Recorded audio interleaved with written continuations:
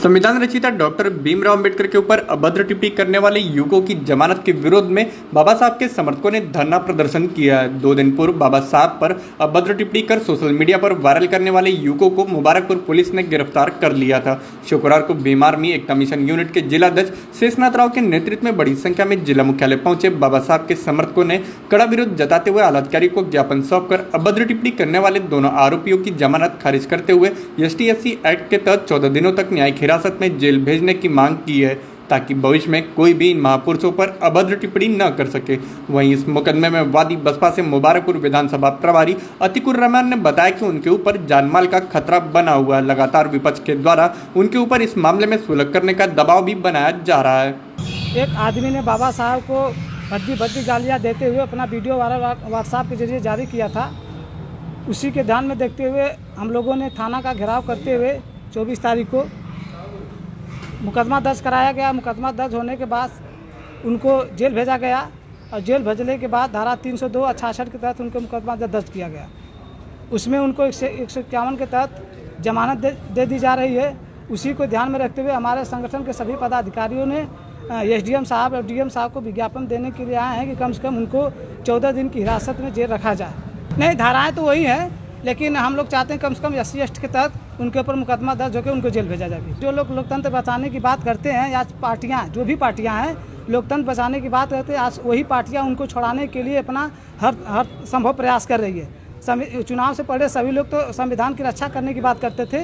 आज वही यहाँ के जितने विधायक हैं, जितने सांसद जो भी हैं, सभी लोग उस पार्टी को छुड़ाने के लिए एकदम तत्पर हैं। और इसके लिए अगर हम लोगों को आगे भी जाना होगा तो इसके लिए भीम आर्मी और आज़ाद समाज पार्टी कहीं पीछे नहीं हटेगी। तमाम लोगों के व्हाट्सएप पे एक वीडियो वायरल हुआ था जिसमें 2 लोग, एक लोग उस्का रहे हैं और एक लोग बाबा साहब को अवैध टिप्पणी का प्रयोग करे, गालियां दे रहे हैं उनको।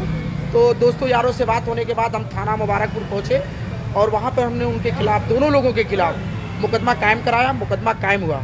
बाद में हमने साहब से पूछा, साहब इनको जेल भेजा जाए ताकि लोगों में जो आक्रोश है, भीड़ को आपके कहने पर हम लोगों ने हटा दिया, तो आप इनको जेल भेजें। तो कहा हाँ ठीक है, जेल भेज रहे हैं। तो 151 के तहत धारा 151 के तहत SDM साहब के यहाँ उनको भेजा गया।